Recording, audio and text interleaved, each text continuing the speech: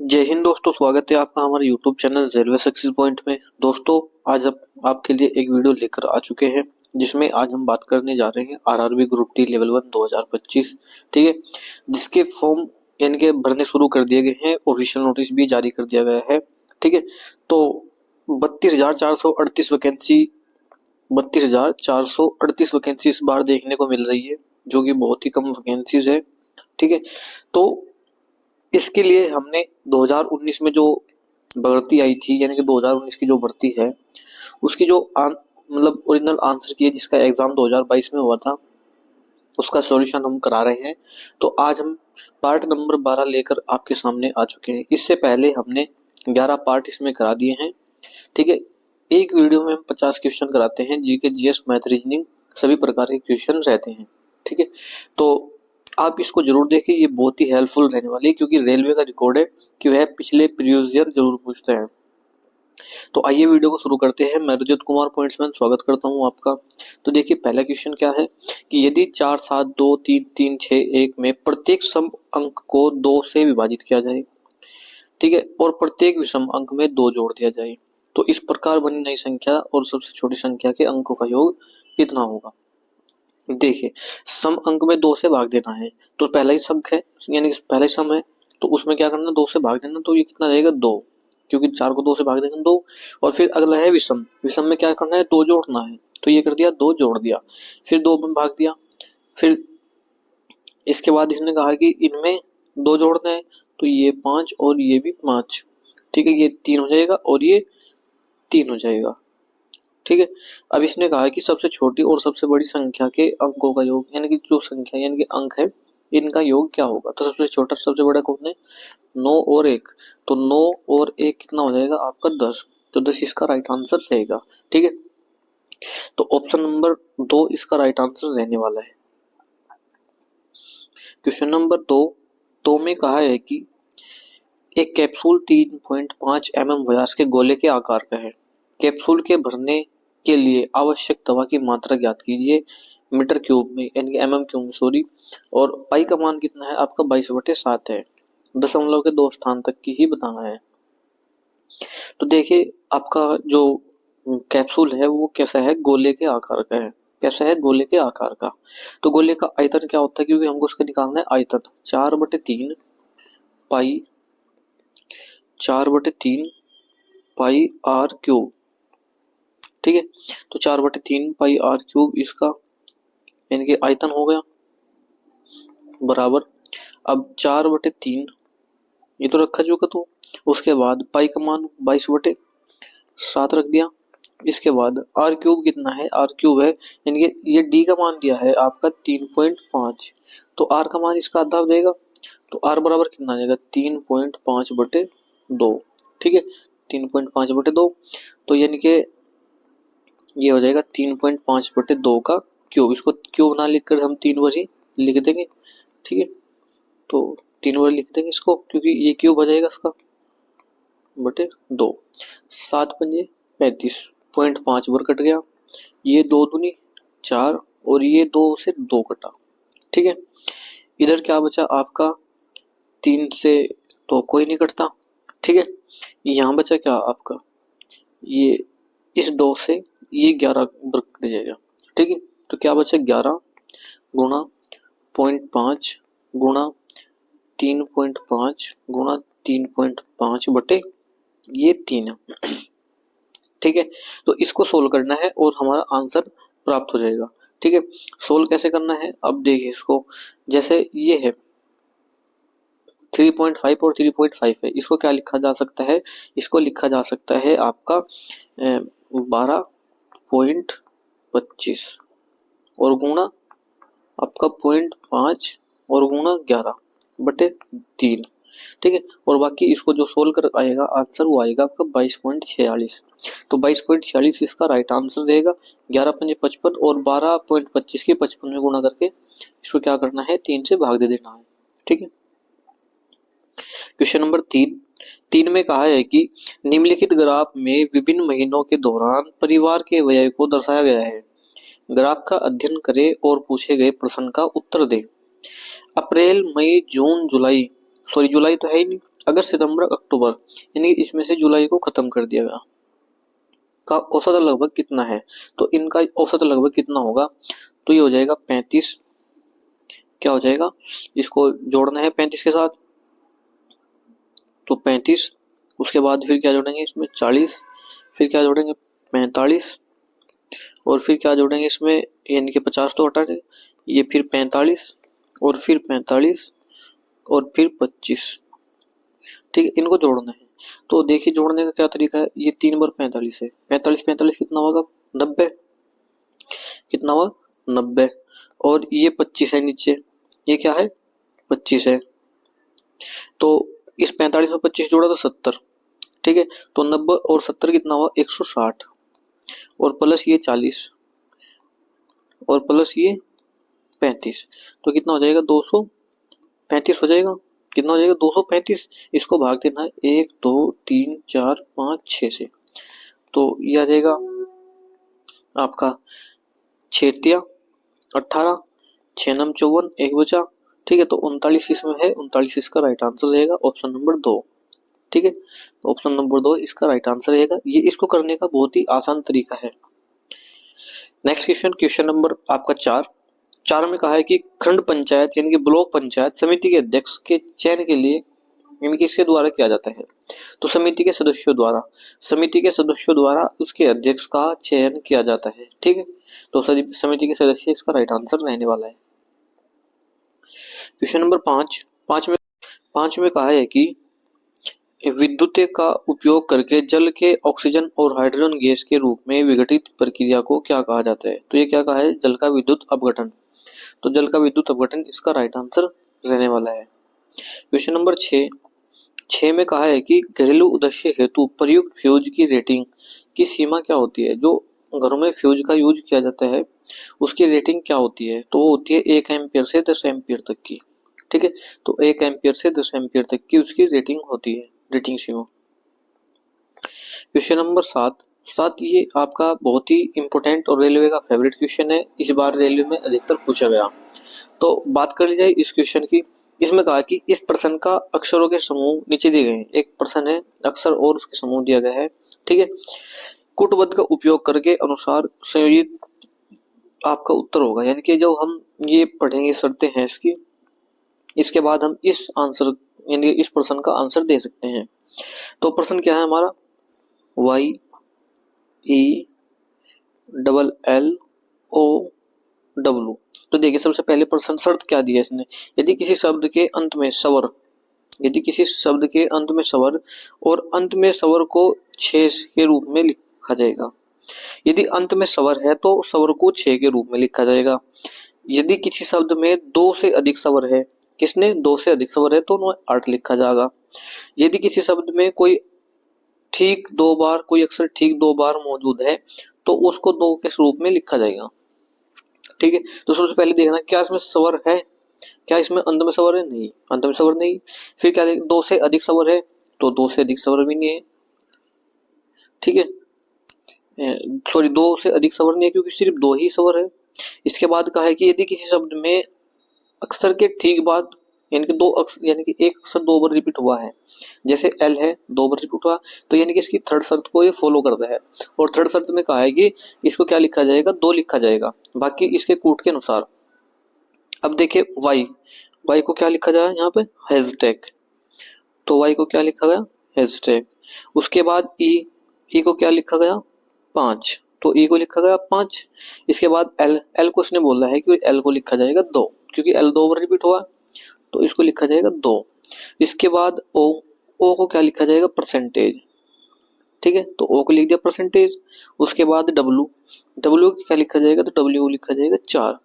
तो ये इसका राइट आंसर रहने वाला है ऑप्शन नंबर 2, ये 2 में ही है। ठीक है, ऑप्शन नंबर 2 इसका राइट आंसर रहेगा।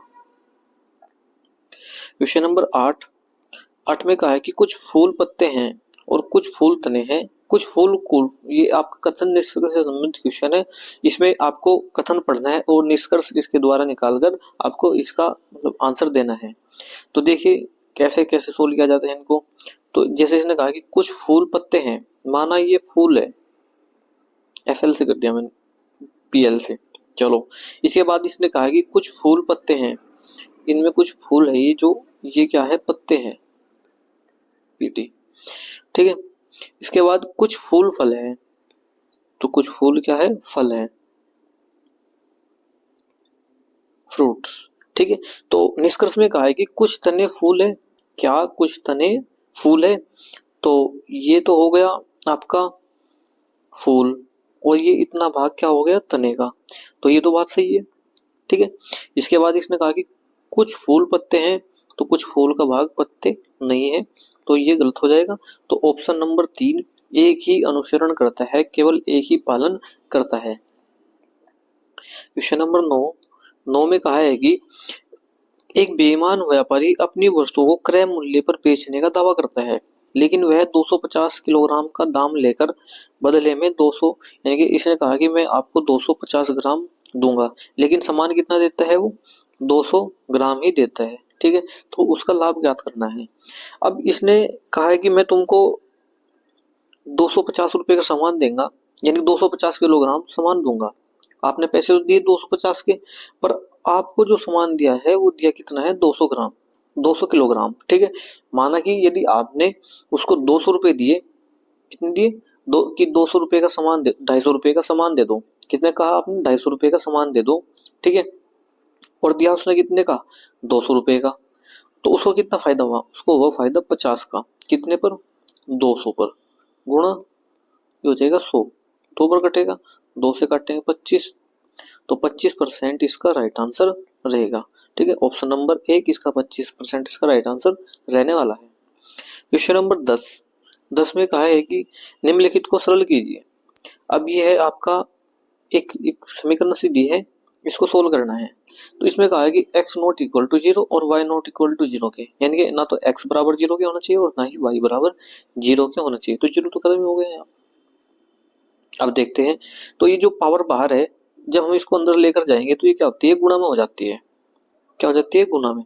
तो जैसे y की पावर कितना हो जाएगा, y की पावर हो जाएगा आपका 8 गुणा, x की पावर कितना हो जाएगा, x की पावर हो जाएगा 4 गुणा, फिर ये y की पावर कितना हो जाएगा, फिर गुणा होगी, y की पावर माइनस के 4 दूनी 8, और फिर ये कितना हो जाएगा, x की पावर माइनस के 4, तो ये माइनस के 4 है, ये प्लस के 4 है, कट गया, ये माइनस के 8 है, ये माइनस के, ये प्लस के 8 है, तो ये भी कट गया, तो बचा कितना आपका 1, तो 1 इसका राइट आंसर रहेगा ऑप्शन नंबर 2, ठीक है। क्वेश्चन नंबर 11 भी आपका ये सीरीज से संबंधित क्वेश्चन है, श्रृंखला आपको दी है, पूछे गए प्रश्न का उत्तर दीजिए। ये कभी कभी इनमें कंफ्यूजन हो जाते हैं, तो इसलिए इनको ध्यानपूर्वक ही पढ़े, ठीक है। तो जैसे इसने कहा है कि BZCT ये आपको एक श्रृंखला दी है, उपरोक्त श्रृंखला में ऐसे कितने जेड है जिनके ठीक बाद टी है, ऐसे कितने जेड है जिनके ठीक बाद टी है और ठीक पहले बी नहीं, तो क्या आना होना चाहिए, बी। अब देखते हैं इसमें ये कहां पर बनता है पैटर्न।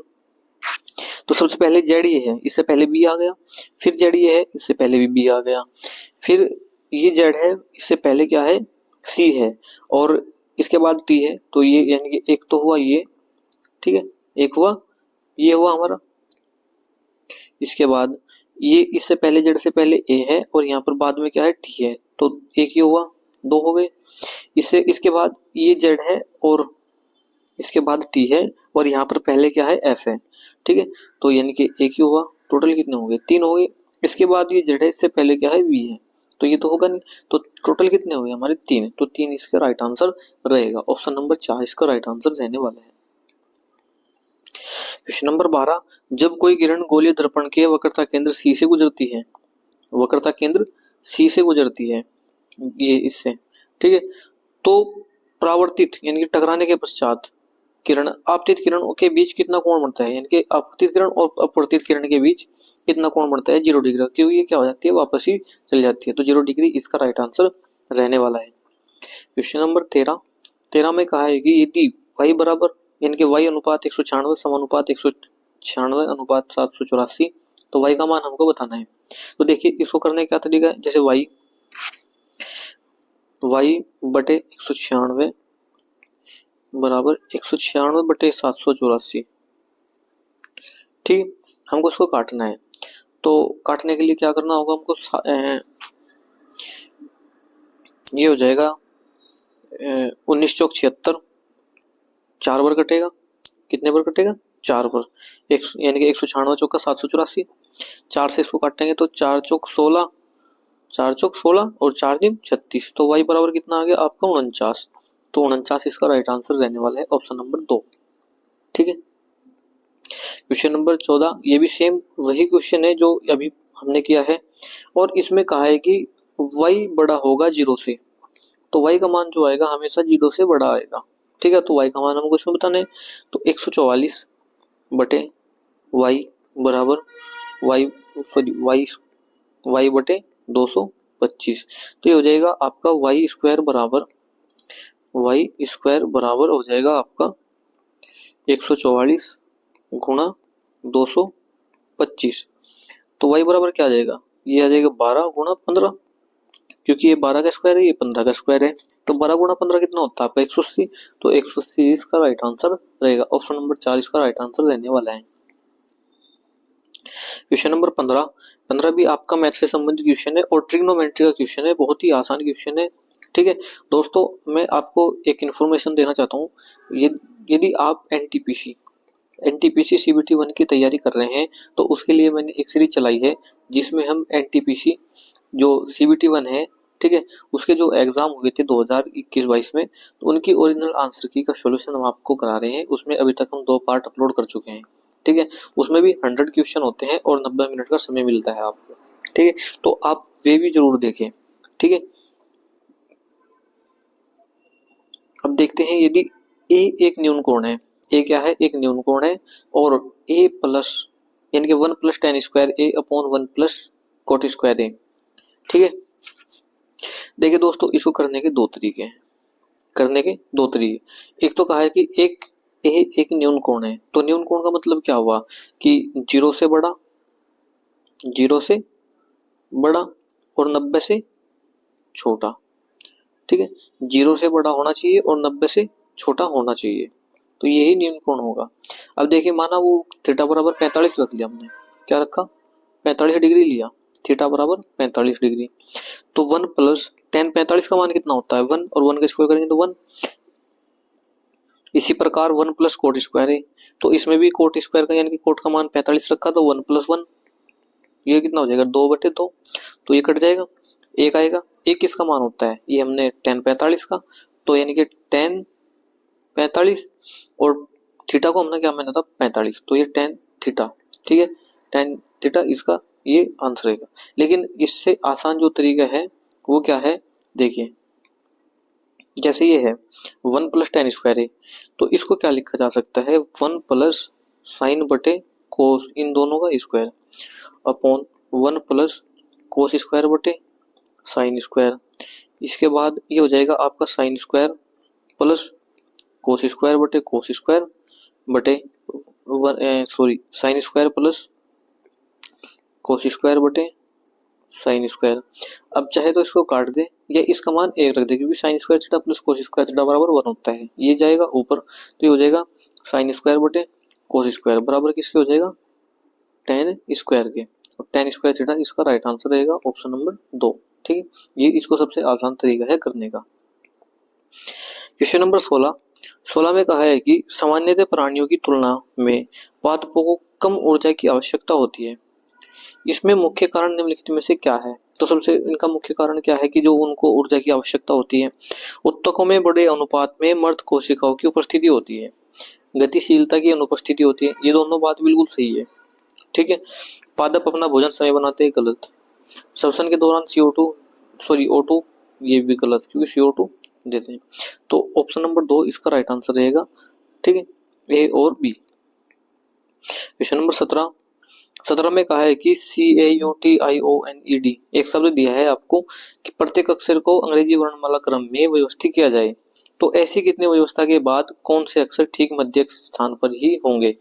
ठीक है। तो जैसे ये दिया है हमको, ये क्या दिया है? CAUTIONED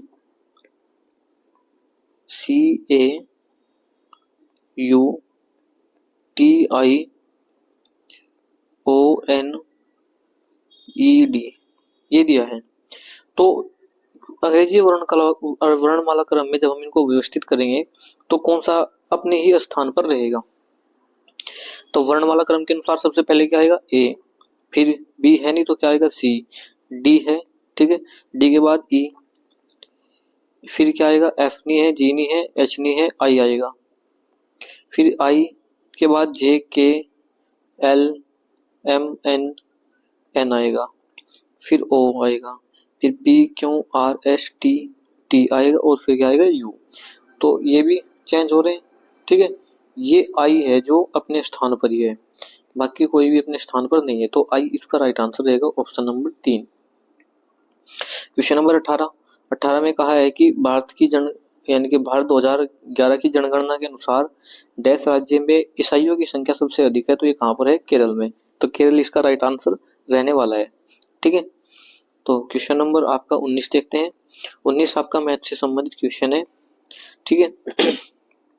देखिए इसमें कहा है कि यदि प्लस का अर्थ गुणा, माइनस का अर्थ भाग है, गुणा का अर्थ माइनस और भाग का अर्थ प्लस है, तो निम्नलिखित समीकरण को प्रश्न चिन्ह के स्थान पर क्या आएगा। तो 9 प्लस को क्या कहा है, नहीं प्लस को कहा है इसने गुणा, 9 गुणा 7, फिर भाग को कहा है कि भाग का अर्थ है प्लस, तो प्लस आ जाएगा 8, फिर माइनस को कहा है इसने भाग, तो माइनस को आ जाएगा भाग, और भाग आ जाएगा 4 से, और गुणा का अर्थ है, यानी कि गुणा का अर्थ क्या कहा है इसने, तो गुणा का अर्थ कहा है कि माइनस, माइनस कितना आ जाएगा आपका 2, ठीक है। तो 4 दूनी 8, 2 से कटा 2, ये प्लस का हो गया, ये माइनस का, तो 9 से 63 इसका राइट आंसर रहेगा ऑप्शन नंबर 2। क्वेश्चन नंबर 20 आपका ये रीजनिंग से संबंधित क्वेश्चन है। आपको ये एक पैटर्न दिया है, इसमें कहा है कि जैसे ये 1 3 लिखा हुआ है, इसको 3 1 या 1 into 3 नहीं लिख सकते, इसको विभाजित नहीं कर सकते, ये 13 है तो 13 ही रहेगा, 1 3 नहीं लिख सकते, ठीक है। तो इसके बाद हमको ये पैटर्न पढ़ना है, इसको समझना है, और इनमें से 4 ऑप्शन में से कौन इसके पैटर्न को फॉलो करता है वही इसका राइट आंसर रहने वाला है, ठीक है। तो देखिए 15 और 405 और 9, तो हमको पता लग रहा है सीधा सीधा कि 15 से 405 विभाजित हो जाएगा, कितनी बार वो देखते हैं। तो 15 कम 15 दूनी 30, ठीक है, कितना बचा 10 15 सत्ते 105, ये 27 प्राप्त हुआ, पर ये 27 कैसे प्राप्त हुआ, जो हम लास्ट की संख्या है 9, इसमें क्या कर दी, जब 3 से गुणा कर दी, तो 9 से 27 प्राप्त हुआ। इसी प्रकार इसमें देखते हैं नेक्स्ट में, तो ये हुआ आपका 13 273 और 7, तो 13 से इसको भाग देंगे, 13 दूनी 26, 13 कम 13, तो क्या ये 3 गुणा है इसका, तो बिल्कुल, क्योंकि 7 21, तो यानी कि इस पैटर्न को फॉलो करता है। करना कैसे है कि 9 को इससे भाग देना है 405 को, तो 405 बटे 9, 9 चौक 36, कितना बचा 4, 9 पंजे 45, क्या ये 45 इस लास्ट की संख्या का 3 गुणा है, क्योंकि वो तो 9 है लास्ट में, तो 9 या 18 होते हैं, तो ये है नहीं। इसके बाद 14 से काटेंगे इसको, तो 14 से काटेंगे यानी कि 14 छिंग 42, 14 छिंग 42, और कितना बचा आगे, तो ये बचा आपका 7, 14 पंजे 70, क्या 65 7 का 3 गुणा है, गलत, ये भी नहीं है। इसके बाद नेक्स्ट, तो 11 से काटेंगे, 11 कम 11 और 11 पंजे 55, ठीक है, 11 कम 11 11 पंजे 55, क्या ये 15 5 का 3 गुणा है, बिल्कुल सही, तो 5 का 3 गुणा 15, तो यही इसको पैटर्न को फॉलो करता है, ऑप्शन नंबर 3 इसका राइट आंसर रहने वाला है, ठीक है। क्वेश्चन नंबर 21 में कहा है कि एक आयत की लंबाई इसकी चौड़ाई से 5 सेंटीमीटर अधिक है, आयत का क्षेत्रफल 215 है, आयत की लंबाई ज्ञात कीजिए, जबकि चौड़ाई दी है आपको W, ठीक है, चौड़ाई कितनी दी है W, तो माना लंबाई और चौड़ाई, ठीक है, लंबाई चौड़ाई क्या है,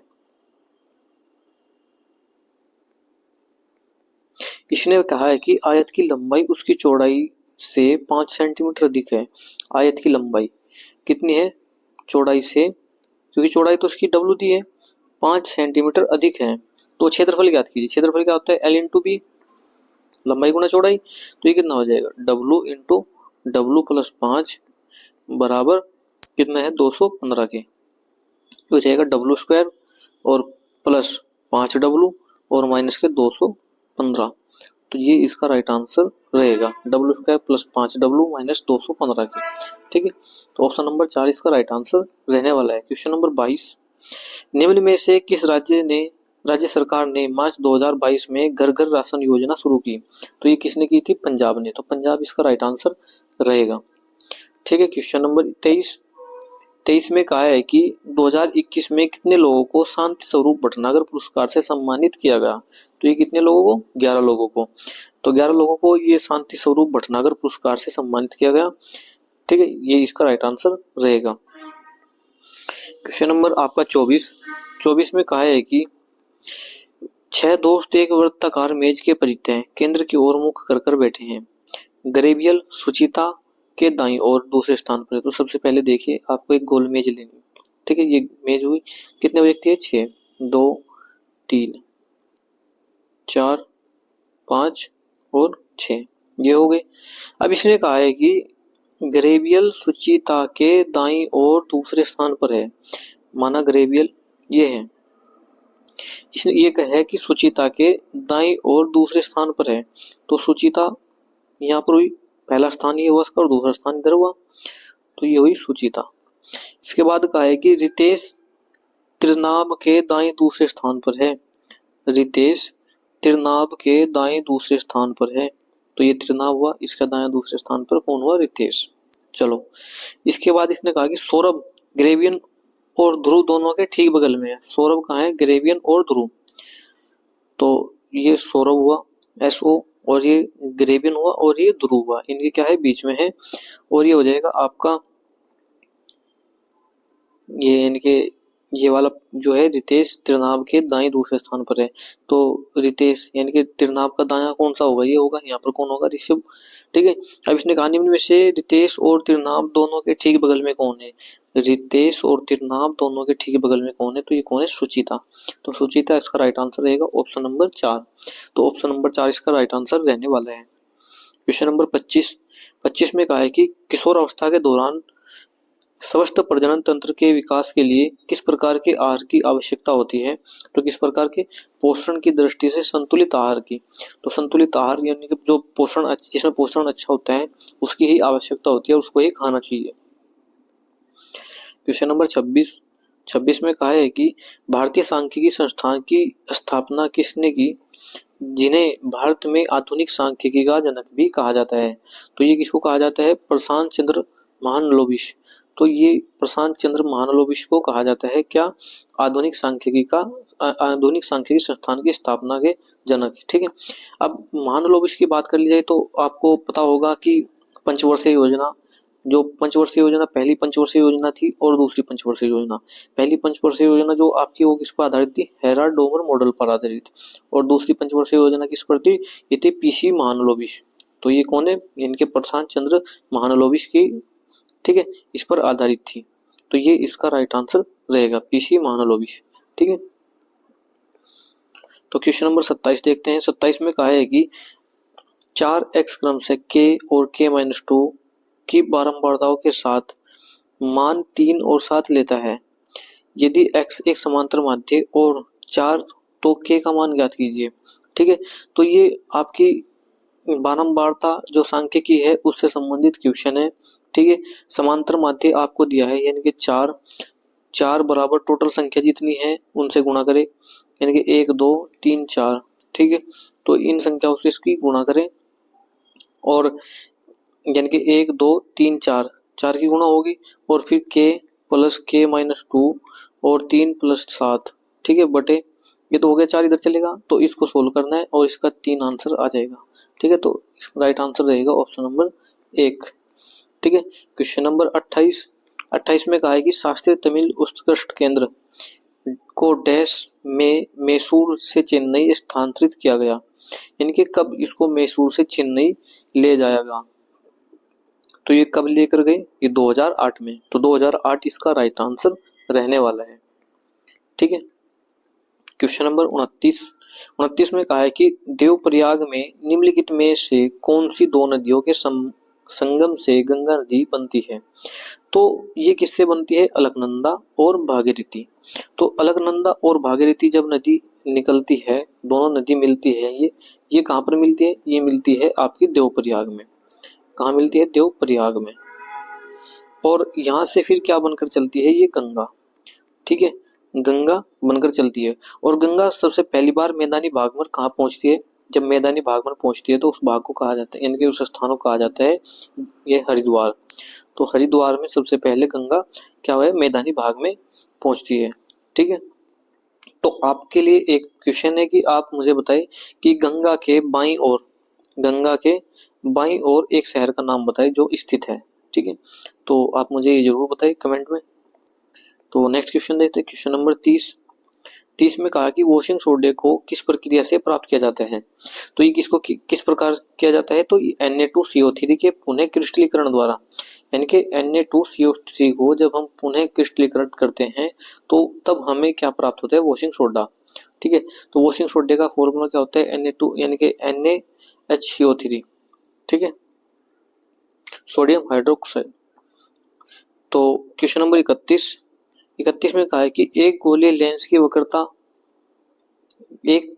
की वृत्ताकार सीमा रेखा का प्रभावी व्यास डैश कहलाता है। तो ये क्या कहलाता है? द्वारक। तो जो ये होता है, ये क्या होता है? द्वारक कहलाता है। ठीक है, ये किसी भी लेंस का द्वारक कहलाता है। क्वेश्चन नंबर 32 की बात कर ली जाए तो निम्नलिखित में से कौन सा एक प्रमुख राष्ट्रीय अनुसंधान वित्त पोषण अभिकरण है जिसका मिशन अनुसंधान एवं विकास के आंशिकता प्रतिस्पर्धा समर्थन के मध्य से त्वरित मोड में भारतीय विज्ञान और अभियांत्रिकी की गुणवत्ता और पदचिह्न के उच्चतम वैश्विक स्तरों तक ले जाता है? तो ये कौन है? विज्ञान एवं अभियांत्रिक अनुसंधान बोर्ड। तो ये इसका राइट आंसर रहेगा ऑप्शन नंबर 1। ठीक है, तो क्वेश्चन नंबर 33 देखते हैं। 33 में कहा है कि निम्नलिखित को सरल कीजिए। तो 1/2 यानी 1/2 गुणा 22 प्लस 10 डिवाइड बाई 5 माइनस 2 गुणा 8। तो देखिए दोस्तों, हम क्या करते हैं? ऐसे क्वेश्चन को लिख लेते हैं, उसके बाद हम सोल्व करना शुरू करते हैं। पर कभी भी ऐसा ना करें, इसको क्या करें कि सबसे पहले वहीं पर सोल्व करने की कोशिश करें। जैसे ये है 2 यानी कि ये कितना है? यानी कि 1/2 यानी कि 1.5, यानी कि क्या करते हैं इसको 1.5, यानी कि इसको क्या लिख लिया? 3/2। क्या लिख जाएगा? 3/2। और फिर ये 22, 2 से काटेंगे 11 और 11 तिया 33। तो क्या यहाँ पर क्या आएगा? कितना? यहाँ पर आएगा 33। ठीक है, तो यहाँ पर कितना आएगा? 33। एक सेकंड, ये आ गया 33। फिर प्लस कितना? ये 5 से 10 को काटेंगे 2 बार, तो ये कितना आएगा? 2। और फिर ये 8 दूनी कितना हो जाएगा? 16। तो ये कितना हो जाएगा? 16 हो जाएगा।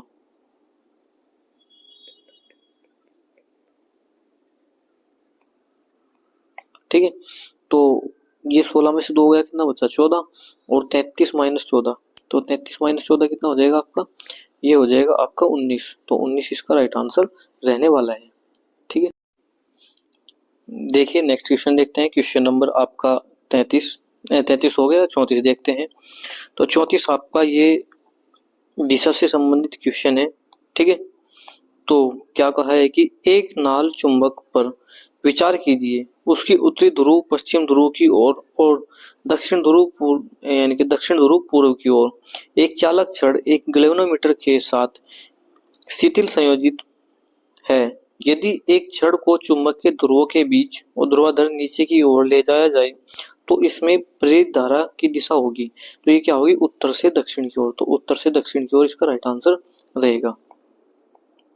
ठीक है, क्वेश्चन नंबर 35 क्या है कि यदि 7,250 की राशि एक वर्ष की शुरुआत में साधारण ब्याज की एक निश्चित वार्षिक ब्याज दर पर उधार दी जाती है, 6 महीने बाद 3,625 की एक राशि पूर्व दर से दोगुनी दर पर साधारण ब्याज की पर ही उधार दी जाती है और वर्ष के अंत में इन दोनों ऋण से ब्याज के रूप में कुल मिलाकर 3,335 रुपए अर्जित किए जाते हैं, तो वार्षिक ब्याज की दर पर ज्ञात कीजिए कि जिस पर आरंभिक 7,250 की राशि उधार दी गई थी।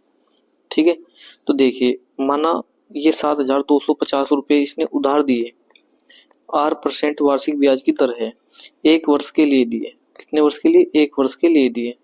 ठीक है, इसके बाद इसने कहा है कि दर दी जाती है 6 महीने बाद। 6 महीने बाद, ठीक है, 6 महीने बाद कहा है कि इसने 3625 की एक राशि पूर्व दर से दोगुनी। इस बार कितनी दी है? 2R से। ये कितनी दी है? 2R से। और कितने रुपए दिए हैं? 3600। ये दी है 3625 रुपए। और कितने महीने के लिए? 6 महीने। 6 महीने का मतलब क्या होता है? 1/2 वर्ष। और टोटल कितना रुपया प्राप्त हुआ इसको? 335। ठीक है, अब इसको सोल्व करते हैं 2 से। ये 2 कटा, ठीक है, तो ये 7250, ये हो जाएगा आपका 7250 R प्लस 3625 R बराबर 33500। ये 2 जीरो हमने नीचे से उधर लेकर चले गए, एलसीएम लेकर। इसको जोड़ेंगे, ये हो जाएगा 5 और ये हो जाएगा 5 2 7। फिर ये हो जाएगा आपका 6 और 2 8 और 7 और 3 10 बराबर किसके हो जाएगा? 33 5 00 के। जब हम इसको इससे भाग देंगे तो हमें प्राप्त होगा, क्योंकि 10 या 3। अगर यदि हम इसको ही 33 माने और नीचे क्या माने 10, तो ये हो जाएगा आपका 10 या 30, तो 3.08। तो जब हम इसको पूरा सोल्व करेंगे तो हमको एग्जैक्ट वैल्यू प्राप्त हो जाएगी। तो ऑप्शन नंबर 4 इसका राइट आंसर रहने वाला है। ठीक है, क्वेश्चन नंबर 36 में कहा है कि शहर सी, शहर ए और बी को मिलने वाली सीधी रेखा है। देखिए एक क्या इसने कहा कि शहर सी, शहर ए और बी को मिलाने वाली सीधी रेखा है।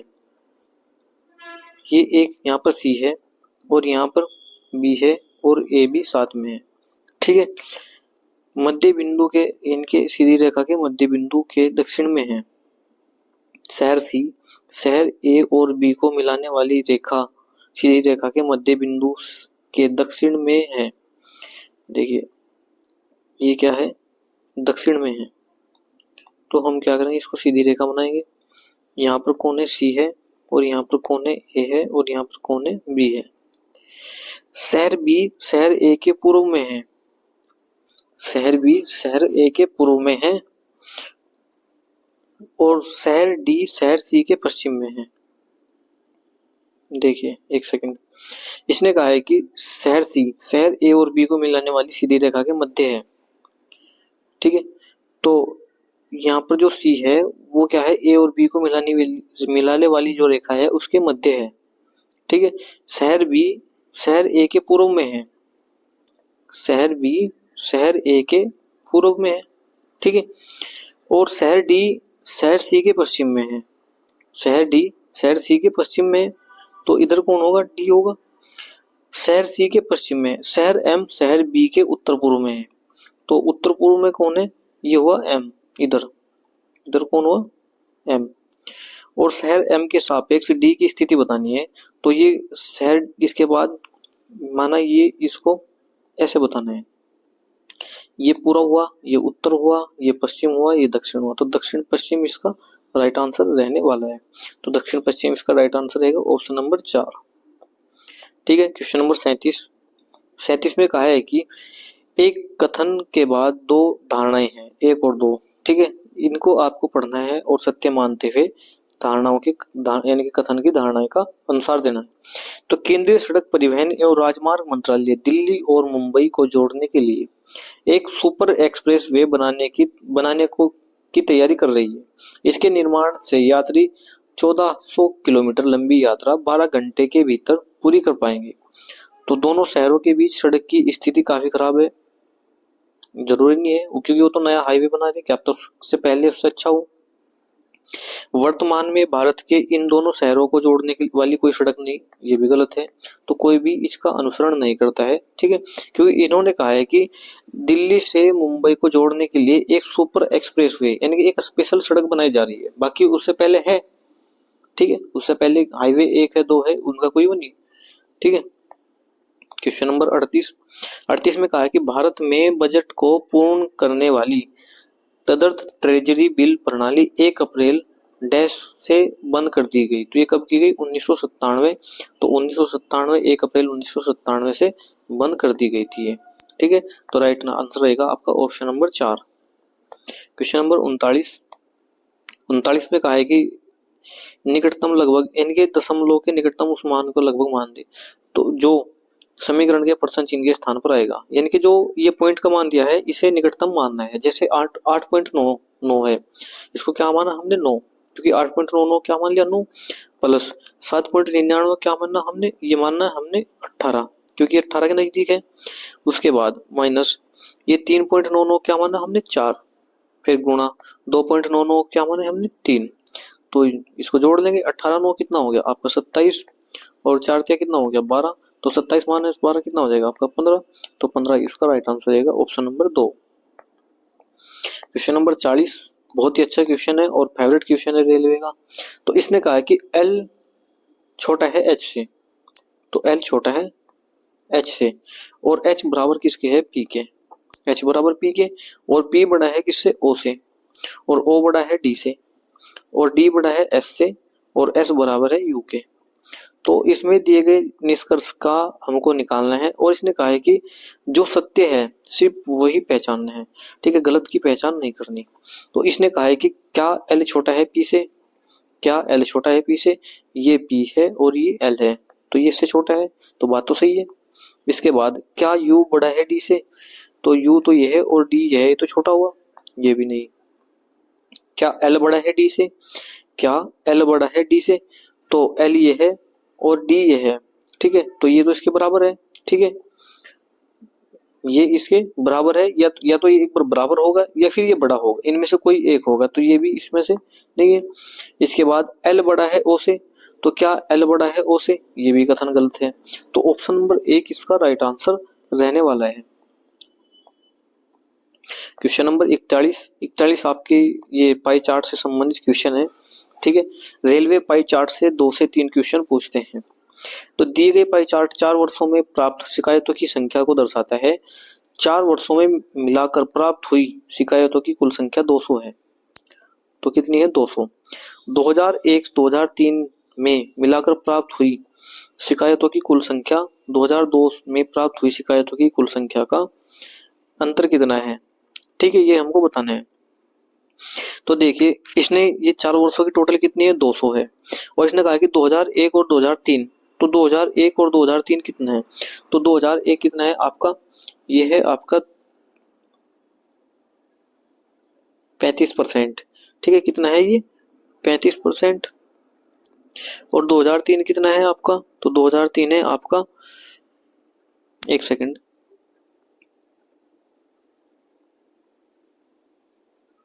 ये 25 है और ये 45 है, ये 25 है और ये 45 है,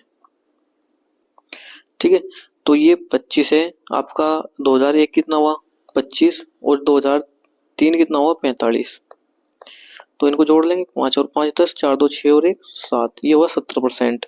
और 2002 कितना है, तो 2002 है आपका, ये है 20%, तो ये कट जाएगा, इसमें तो 20 घटा देंगे, क्योंकि इनका ही अंतर इसने बताया है किसके बराबर है, ये बराबर है आपका कुल संख्या का अंतर इसमें बताना है, ठीक है, तो ये कितना आ जाएगा 50, तो 200 का 50% कितना होगा, तो 200 का 50% कितना हो जाएगा 100, तो 100 इसका राइट आंसर रहेगा ऑप्शन नंबर 1, ठीक है, तो ऑप्शन नंबर 1 इसका राइट आंसर रहेगा। क्वेश्चन नंबर 42 में कहा है कि शब्द BRIGHT के सभी अक्षरों को वर्णमाला क्रम में अनुसार व्यवस्थित किया जाता है, तो कितने अक्षरों की स्थिति अपरिवर्तित रहेगी, तो BRIGHT इसको देखते हैं, तो B के बाद क्या आना चाहिए C, फिर DEFG, तो ये नहीं है, RSTUV ये भी नहीं है, IJKL फिर ये भी नहीं है, फिर GHIJ इधर नहीं है, तो GH एक मिल गया, फिर H के बाद HIJKL ये भी नहीं है, और फिर TUVWXY, ठीक है, तो इसमें हमें अभी एक प्राप्त हुआ है, तो यानी कि एक बार और चेक करते हैं, तो BCDEFG फिर RSTUV फिर JKL, फिर GHIJ और HI। तो यानी कि अभी तक तो एक प्राप्त हुआ, फिर हम HIJKL, फिर इसके बाद हम देखते हैं HIJKL, फिर TUVWXY। तो ये भी नहीं है, ठीक है। तो इसमें एक ही प्राप्त होता है, बाकी दूसरा इसमें नहीं है, तो एक प्राप्त है, इसका ये आंसर गलत हो सकता है, ठीक है। क्योंकि देखिए, हाँ, ये क्वेश्चन ही गलत है, क्योंकि जो ऑप्शन लगाने वाले हैं उन्होंने भी एक ही लगाया, यानी कि ऑप्शन नंबर 4, क्योंकि एक ही है तो ये क्वेश्चन भी गलत हो गया है, ठीक है। तो कुछ क्वेश्चन रेलवे के द्वारा भी गलत कर दिए जाते हैं। तो क्वेश्चन नंबर आपका 43 देखते हैं। इसमें कहा है कि एक युग्म दिया है आपको, अक्षरों का युग्म दिया है, जो इससे संबंधित है वही इसका संबंध है, सेम उसी पैटर्न को इसमें लगाना है, और इनमें से कौन सा संबंधित हो सकता है। तो देखिए W और P, तो ये W क्यू N और ये VPM, ठीक है। तो UV W, V के बाद क्या आएगा W, एक यानी कि इससे एक घटा, तो T से क्या घटेगा S, F से घटेगा T, ये तो हो ही नहीं सकता। P से घटेगा U, ये भी नहीं हो सकता। तो T से क्या घटेगा S, क्योंकि S के बाद क्या आता है T, और G के बाद क्या आता है, G के बाद क्या आता है F। तो सिर्फ कौन सा है, यही फॉलो करता है, ऑप्शन नंबर 3 इसका राइट आंसर रहने वाला है। क्वेश्चन नंबर 44 में बात की गई है आपकी सीटिंग अरेंजमेंट से संबंधित क्वेश्चन है। तो इसमें आपको 6 मंजिलें दी हैं और मंजिल की इमारतें हैं, ठीक है। तो जैसे कि ये एक पर रहता है, ये फिर 2, फिर ये 3, 4, 5 और ये 6, ये 6 यानी कि एक मंजिल है, उनकी 6 इमारतें हैं। इसने कहा कि CF के ठीक ऊपर एक सम संख्या पर रहता है, CF के ठीक ऊपर एक, ये F हुआ, ये C हुआ, CF के ठीक ऊपर एक सम अंक वाली संख्या मंजिल पर रहता है, लेकिन छठी मंजिल पर नहीं रहता। देखिए छठी मंजिल पर नहीं रहता। F और E के बीच केवल 3 व्यक्ति है। F और किसके बीच, देखिए F और E के बीच केवल 3 व्यक्ति है। तो देखिए यदि F के हम E कहाँ रखेंगे जिसमें 3 व्यक्ति आ जाए, तो ये तो हो नहीं सकता। तो हम क्या करना है कि इनको यहाँ से हटाना है, इनको यहाँ से हटाना है, और कहाँ लेकर आना है, इनको लेकर आना है यहाँ पर। तो यहाँ पर क्या आ जाएगा आपका F, और यहाँ पर क्या आ जाएगा आपका C। तो फिर F और E के बीच में कितने व्यक्ति आ जाएंगे, 3। तो E कहाँ पर आएगा, यहाँ पर, इसके बीच में 3 व्यक्ति आ गए। C प्लस 2 और कोई हो सकते हैं। यदि B E से 2 मंजिल नीचे रहता है, B है जो E से 2 मंजिल नीचे रहता है, इनके 2 मंजिल नीचे रहता है, और A सबसे ऊपर की मंजिल पर नहीं रहता, ठीक है। A कहाँ नहीं रहता, सबसे ऊपर की मंजिल पर नहीं रहता। CF के ठीक ऊपर रहता है, CF के ठीक ऊपर रहता है सम वाली मंजिल पर, लेकिन छठी मंजिल पर नहीं रहता। F और E के बीच केवल 3 व्यक्ति रहते हैं, F और E के बीच 1 2 3। यदि B E से 2 मंजिल नीचे है, दूसरी मंजिल पर है ये, ठीक है। यहाँ पर कौन है, B, ठीक है, नीचे, और A सबसे ऊपर की मंजिल पर नहीं रहता। तो A कहाँ हुआ, 4 नंबर पर, ठीक है। तो D और C के ठीक मध्य कौन है, तो यहाँ पर कौन होगा, D। तो D और C के मध्य कितने व्यक्ति हैं, तो एक तो ये हुआ, एक ये हुआ, और एक ये हुआ। तो E A B ये 3 व्यक्ति है जो D और C के बीच में रहते हैं। तो ऑप्शन नंबर 4 इसका राइट आंसर रहेगा, ठीक है। क्वेश्चन नंबर 45 में कहा है कि 1000 एक दिवसीय अंतर्राष्ट्रीय मैच खेलने वाले पहले देश के कौन है, तो ये कौन है, भारत। तो भारत इसका राइट आंसर रहने वाला है, ऑप्शन नंबर 3, ठीक है। क्वेश्चन नंबर 46 में कहा है कि निम्न में से कौन सी अभिक्रिया विस्थापन अभिक्रिया है। तो विस्थापन अभिक्रिया हमको इसमें पहचाननी है, यानी कि ये इससे जाकर जुड़ा, ठीक है, और ये अलग हुआ, यानी कि ये क्या हुए, विस्थापित हो गए, ठीक है। तो ZnSO4 क्या बड़ा, ZnSO4 प्लस Cu। अब ये मिला तो इसमें भी है कुछ में, जैसे इसमें ये मिल गया H से, लेकिन इसमें फिर ये इनके एटॉमिक नंबर है जो वो अलग है, क्योंकि ये O2 है, ठीक है, इधर ये इसमें हीट निकल रही है, तो ये क्या है, इससे संबंधित नहीं है। तो ऑप्शन नंबर 4 इसका राइट आंसर रहेगा। क्वेश्चन नंबर 47, प्रत्येक 2 इकाई त्रिज्या वाले 3 ठोस अर्धगोलों को पिघालकर एक गोले के रूप में ढाला जाता है। नए ढाले गए गोले की त्रिज्या बतानी है आपको। तो 2 इकाई त्रिज्या वाले 3 गोले हैं, तो इनका आयतन कितना होगा, 2/3 पाई r1 cube r2 cube plus r3 cube बराबर 4/3 पाई r क्यूब। ठीक है, तो ये इससे कट जाएगा। r1 कितना है आपका, ये 2 है, तो 2 दूनी 4 दूनी 8 हुआ। फिर ये भी कितना हुआ, 8 हुआ। फिर ये भी कितना हुआ, 8 हुआ। तो 8 8 16 और 8 कितना हो जाएगा आपका, 8 8 8 2 16 8 3 24। तो ये कितना हुआ, 24। 24 बराबर r क्यूब के। ठीक है, 3 अर्धगोले को पिघालकर एक नए ठोस गोले, तो ये गोला भी तो यानी कि अर्धगोला है। ठीक है, तो 2 से ये बराबर कटेगा, तो r क्यूब बराबर कितना आ जाएगा, √12 का क्यूब। r बराबर किसका आ जाएगा, √12 का क्यूब। ये ठीक है, तो 12 क्यूब आ जाएगा। ठीक है, क्यूब रूट आ जाएगा इसका। क्वेश्चन नंबर आपका 48, 408 1032 के महत्तम समापवर्तक 516 माइनस 252 गुणा 4 के रूप में व्यक्त किया गया। तो m का मान हमको बताना है। ठीक है, तो 408 और 1032 इनका क्या निकालना है हमको, HCF। HCF क्या होगा, तो देखिए सबसे पहले क्या करेंगे, हम 2 से भाग देंगे। तो 2 एकम 2, 0 2 चौक 8, फिर 2 से 2 पंजे 10, 2 एकम 2, 2 छक्के 12। इसके बाद फिर 2 से 2 पंजे 10 और 2 दूनी 4, फिर 2 से काटेंगे 2 दूनी 4 और ये आ जाएगा आपका 2 पंजे 10, 2 अट्ठे 16। फिर काटेंगे 2 से, तो ये आ जाएगा 26 और ये आ जाएगा 2 एकम 2, 2 दूनी 4, 2 में 18।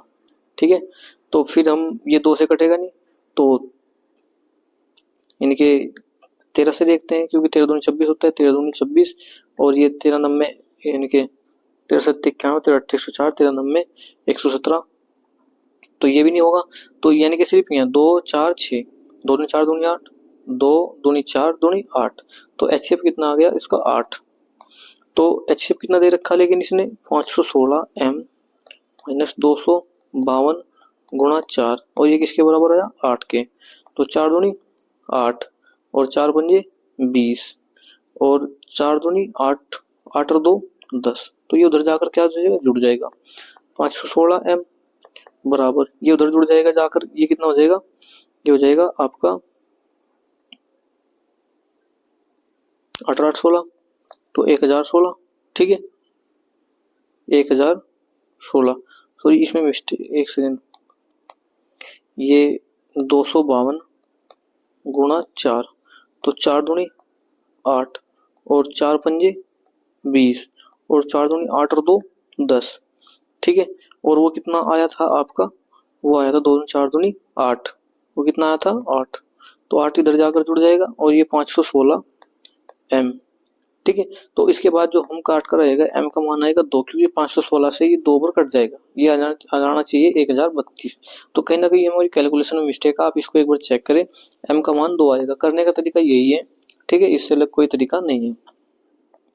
क्वेश्चन नंबर 49 में कहा है कि उस विकल्प का चयन कीजिए जो भारतीय संसद की भूमिका का समर्थन नहीं करता। तो ये कौन है, ऑप्शन नंबर 4, सरकार के विभिन्न स्तरों के मध्य विवादों का निपटारा करना और निर्णय पारित करना। तो ये इसका राइट आंसर रहेगा। ठीक है, क्वेश्चन नंबर 50 में कहा है कि यदि किसी संख्या और उसके व्युत्क्रम का योग 7 है, किसी संख्या और उसके व्युत्क्रम, देखिए तो माना संख्या x है और उसका व्युत्क्रम 1/x है और इनका योग कितना हुआ, 7। तो दी गई विकल्प में से वह संख्या कौन सी हो सकती है। तो देखिए इनमें से कौन सी संख्या वह हो सकती है। तो जैसे ये है